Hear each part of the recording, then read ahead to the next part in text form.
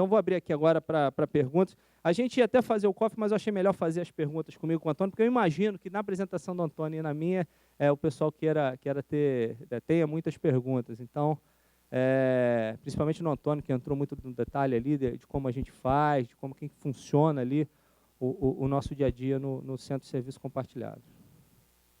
Só fazer assim com a mão que o pessoal está pronto aí.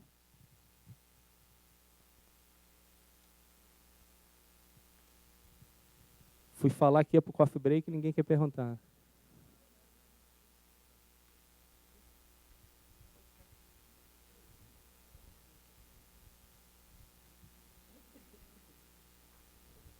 Alô? Alô? Bom dia, o meu nome é Val, eu sou do lado do Grupo Amil.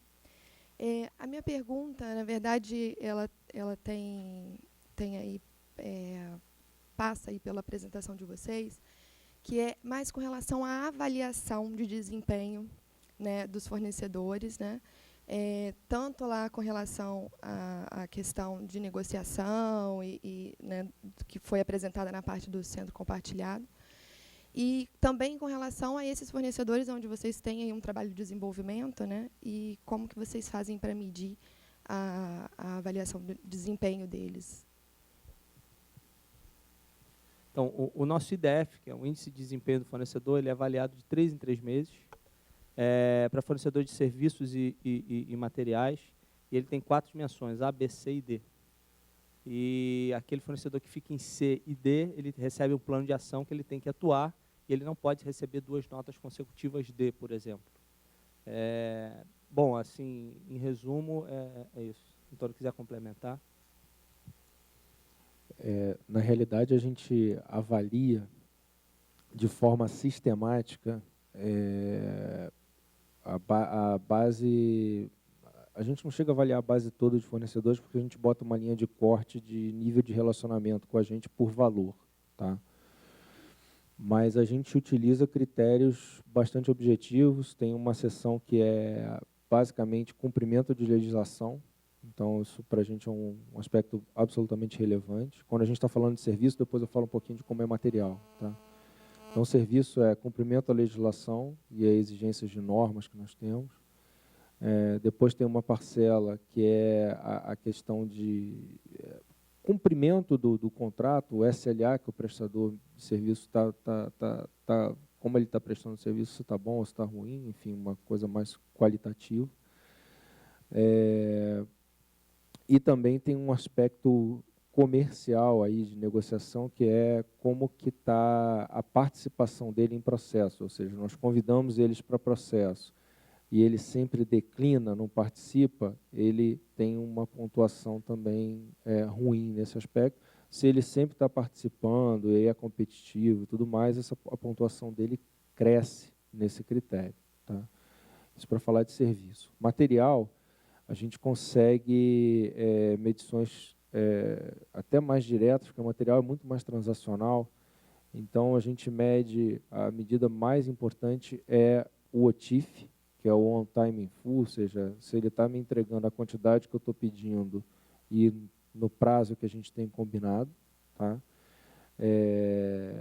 Outro indicador relevante é a participação dele em processos também de negociação.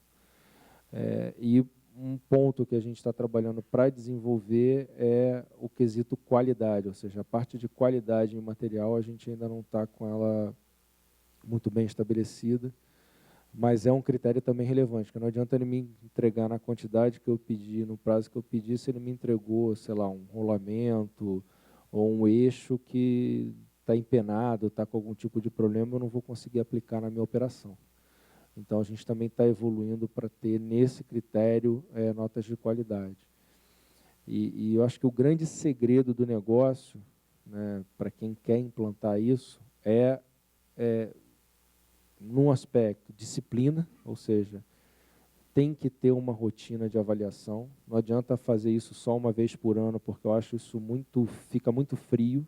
Eu acho que quando você faz a cada 3 meses, isso gera mais calor principalmente na organização em relação ao fornecedor.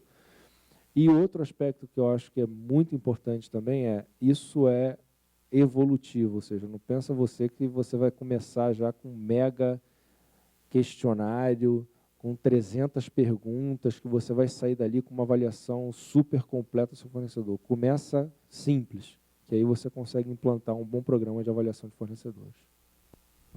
Tá, vocês disseram que o B e C sai com plano de ação para cumprimento. Enquanto ele está cumprindo esse plano de ação, ele permanece o fornecimento ou para? Permanece o fornecimento. Ele tem um tempo aí até ele mudar. Se não mudar, a gente tem que avaliar, entendeu? Agora, esse ponto do Antônio é muito importante. Ele fala, começa simples. Eu lembro que eu vi antes da Vale, de uma outra empresa, que a gente sempre falava em fazer o índice de desempenho de fornecedores, e a pessoa responsável na época, ela nunca realmente conseguiu estabelecer um modelo, porque às vezes mudava a pessoa, mas a área não conseguia estabelecer um modelo, porque queria sempre sair já direto no nível ótimo. Pô, começa a avaliar, né? E a partir daí vai aprimorando. Então, quando eu entrei na Vale, eu falei, caramba, é simples, mas eu já tenho uma avaliação. Então, quando a gente fala em traçar uma curva de criticidade, de maturidade do fornecedor, eu já olho e já sei pelo menos que, bom, naqueles fornecedores, principalmente os maiores, que são os que o Antônio cuida da nossa diretoria, eu sei exatamente uma avaliação de IDF de cada um. Então, eu sei qual é aquela categoria que os fornecedores performam mal o IDF. Todos eles têm um IDF ruim. Pô, então isso passa a ser mais crítico para mim do que uma outra. Então, eu consigo começar a fazer essa diferenciação. Fábio da Vale. Antônio e Leonardo, parabéns pela apresentação, excelente, gostei bastante. Leonardo, você não sabe como eu estou feliz de ver esse programa, sua apresentação, parabéns por estar conduzindo isso. E parabéns por estar mantendo, né, 3 anos 2 anos e meio, 3 anos de um programa vencedor. E eu acho que tua apresentação foi bem enfática nesse ponto, né, de como a gente está sendo diligente com esse programa. Mas eu também sei que o programa não é feito só de coisas boas. Provavelmente você deve ter muitas lições aprendidas. Eu queria que você pudesse compartilhar um pouco do que você aprendeu fazendo esse programa nesses quase 3 anos aí. Obrigado. Assim, tem várias.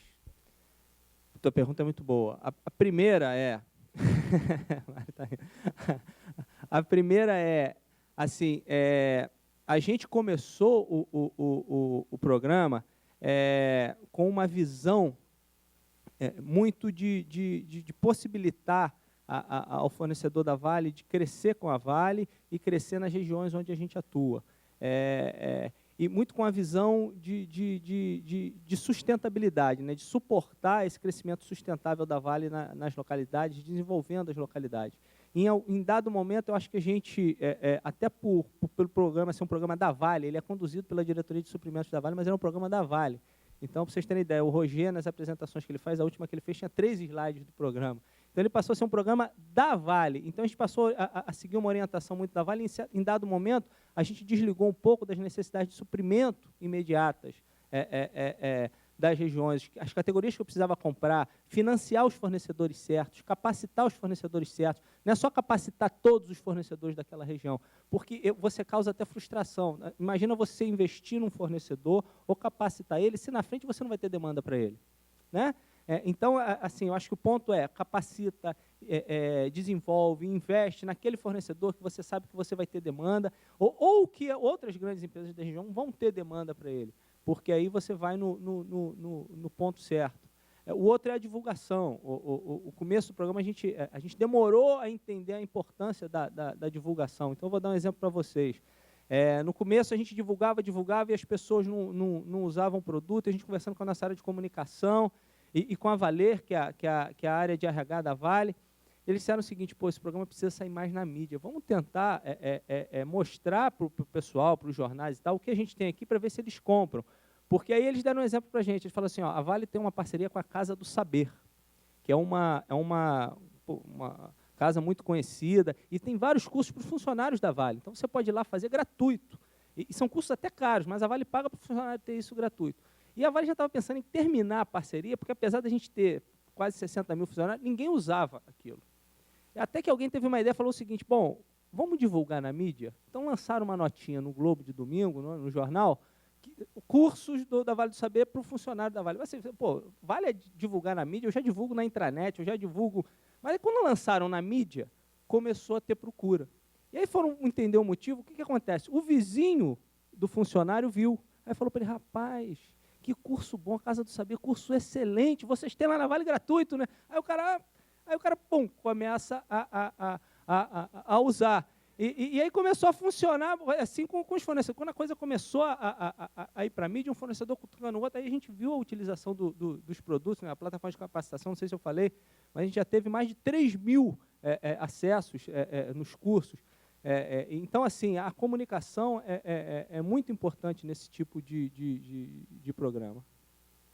Assim, de imediato, é isso que eu vejo. Obrigado. Pessoal, aproveita que trazer esse homem aqui não é fácil não, hein? Eu tive que arrastar, então...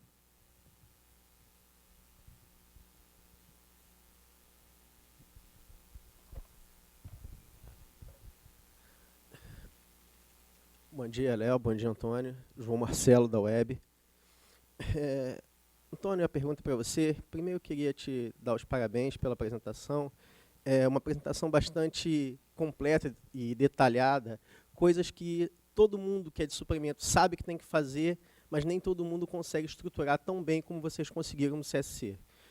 A tua apresentação está muito voltada para o mercado nacional, né? Como é que a Vale atua no mercado nacional como um todo e como isso tudo faz sentido para o mercado nacional. Só que o CSC é muito mais do que só Brasil. Eu queria que você dividisse um pouco a tua experiência de fazer esse mesmo modelo aplicado em uma operação distante, como é o caso do Canadá.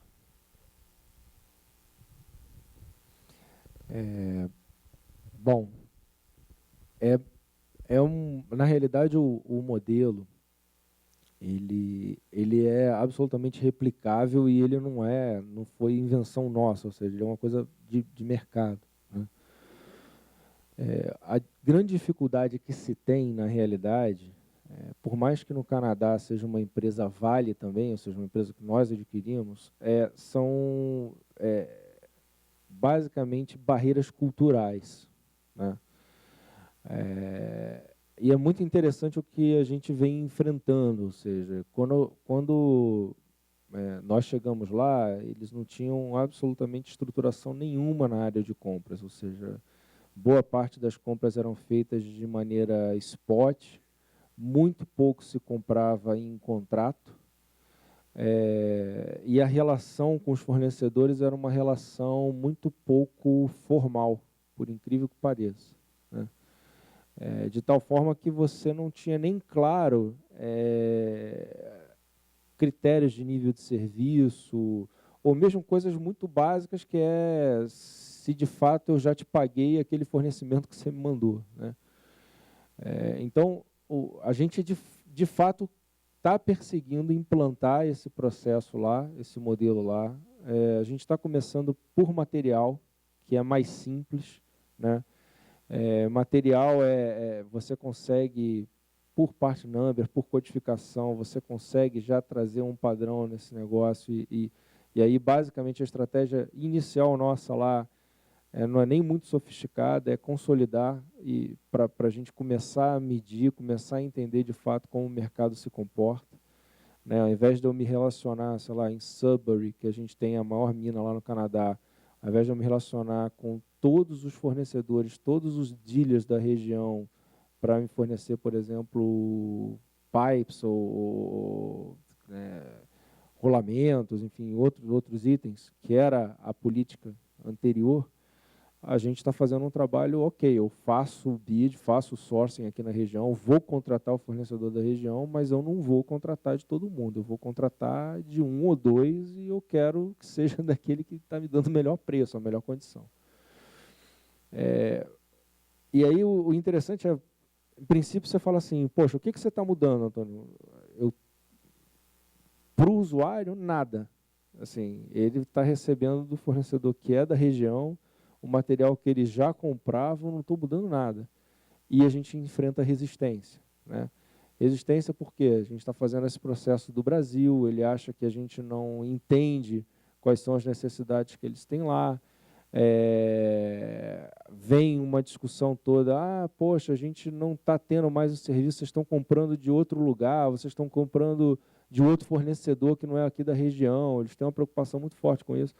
E eu tive que ir lá, eu tive uma reunião em Subway, eu lembro que tinha 30 supervisores da operação dentro de uma sala, me bombardeando, falando que a gente estava fazendo besteira na substituição de alguns contratos, estabelecendo um contrato para fornecimento de algumas coisas que antes era muito mais fácil. E eu basicamente falei para eles, o seguinte, olha, vocês vão desculpar, mas vocês estão com uma visão equivocada, porque eu não estou trocando, eu não estou trazendo produto de fornecedor fora da região, é fornecedor da região, é de fornecedor com os quais a INCO, né, já tinha longa história de relacionamento, de relação lá de fornecimento, de negócio com esses fornecedores. O que a gente está fazendo, sim, ao invés de eu comprar de 20 fornecedores, eu estou comprando de 3, cara. Agora, eu estou comprando da região, estou comprando o que você já usava, estou comprando o que está especificado, só que eu estou comprando de 3. E só com essa brincadeira, né, só com esse negócio, só com essa atitude, a gente tem conseguido reduções bastante expressivas nos preços que a gente vem praticando lá. E é interessante porque o material você mede isso com muita facilidade, porque você tem um histórico claro de fornecimento daquele item, dólar é uma moeda muito mais estável do que real, então a gente tem conseguido dar savings substanciais para as operações. E aí isso começa a conquistar um espaço, mas a gente lá está numa etapa bastante embrionária, bem no começo, comparado com o que a gente faz aqui no Brasil, mas o modelo em si, ele é o mesmo. A única coisa aí é o quão maduro nós estamos para implantar alguma coisa, e normalmente a gente faz isso começando por material e depois passa para serviço, porque também tem uma questão cultural que precisa ser vencida. Assim, o pessoal está ali já me apontando o tempo, mas na questão do centro de serviços compartilhados, algo assim que foi uma grata surpresa para mim, me impressiona muito, é a questão da profissionalização da relação com o cliente. Então, eu já fui comprador, meu primeiro trabalho foi como comprador. E eu lembro que era eu e o meu gerente. Ele costumava dizer que ele era o gerente do homem só, porque ele só tinha eu no time dele. Então, eu comprava e ele também. E aí ficava eu com a minha pilha de requisições que chegava e ele com a dele. Só que quando ele precisava sair para algum lugar, antes dele sair, ele pegava a pilha dele e jogava em cima da minha. E saía. Então eu tinha que ver a minha. Eu lembro que tinha um cara da manutenção, William Arruda, eu nunca esqueço o nome, meu amigo, eu posso falar que ele entrava correndo, ele é o que menos se planejava. Ele não conseguia se planejar, fazer o estoquezinho dele lá da manutenção. Então, de vez em quando, ele entrava, irmão, vai parar, pega a minha aqui e bota para cima. Eu falei, que isso, cara, eu não posso, porque todas são importantes. E uma vez por semana ele entrava lá, tirava a dele e botava a dele para cima. Eu falava, cara, você tem que se planejar, faz o teu estoque lá, mas não deu, me enrolei, pega e bota para cima. E eu tinha que dar o meu jeito. Então, na profissionalização com o cliente, isso muda, porque o máximo que eu consegui fazer lá foi virar para o meu chefe e falar, cara, tem que dar um jeito. Aí a nossa ideia foi, aprovação emergencial tinha que ter aprovação lá do gerente geral da fábrica. Então o William tinha que ir antes lá no gerente geral, a coisa diminuiu muito. Mas no modelo como do CSC, eu vou dar exemplo, não é esse o valor, mas se você quer uma requisição com prazo normal, você vai pagar, sei lá, o cliente interno paga R$100. Numa em que ele quer emergencial, ele vai ter que pagar R$1.500. Então isso já faz com que aquele usuário comece a se planejar, pense 2 vezes, e fica claro esse processo. Então, assim, é fantástico e eu acho que é fundamental para nós de suprimentos, principalmente nas compras mais operacionais do dia a dia. Pessoal, tem mais alguma? Obrigado.